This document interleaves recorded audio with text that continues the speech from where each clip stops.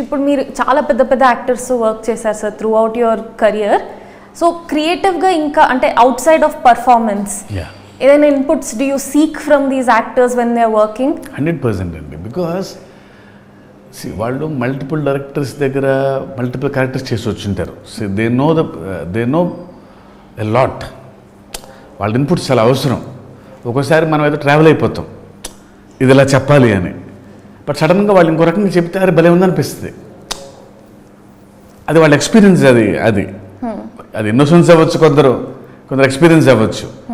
So అలాంటి సందర్భాలు చాలా ఉంటాయి. They'll give a shock to us. ఒరే ఈ డైలాగ్ ఇలా చెప్తే ఇంత అందంగా ఉంటుందా అనేది.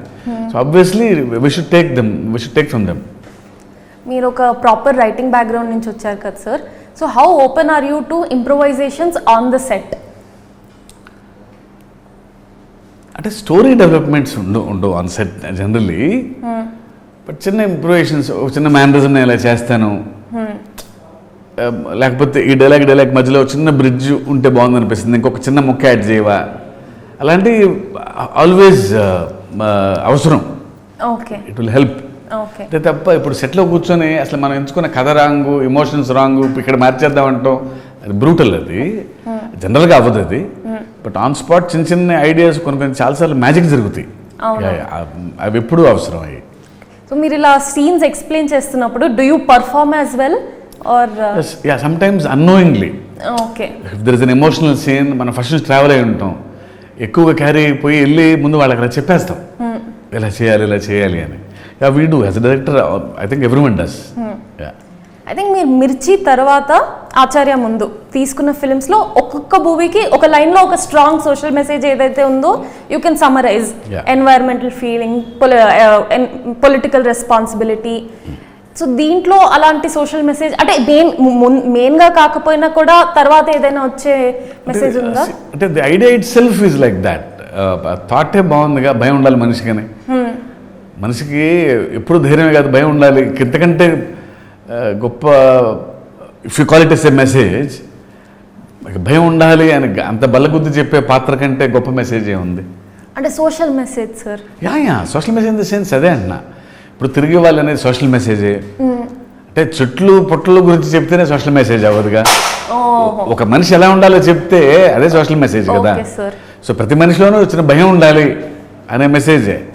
ఇప్పుడు భర్తనంలో ఏం చెప్పాను, అందరం మన పని మనం సక్రమంగా చేయాలని చెప్పాం, అకౌంటబిలిటీ ఉండాలని.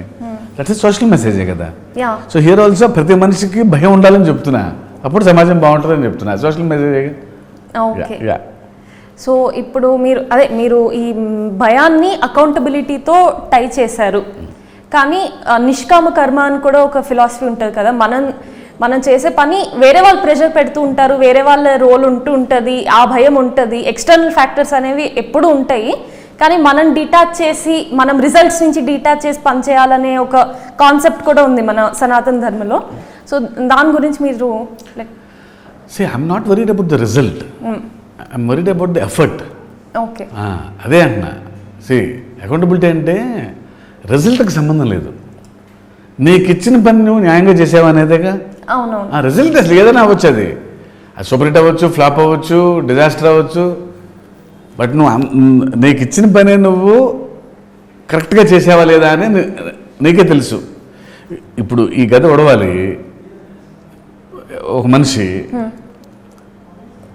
ఊడ్చేటప్పుడు ఇంకో మనిషి అవసరమా? ఇటు సరిగ్గా చేస్తున్నాడో లేదో అని చెప్పి వెనకాల ఉండి ఎందుకు ఉండాలి? Your paid for that. నీకు ఇచ్చిన పని అది, ఆ పని మీద గౌరవం ఉండాలి, ప్రేమ ఉండాలి, చక్కగా శుభ్రం చేసి వెళ్ళిపోవాలి కదా గది.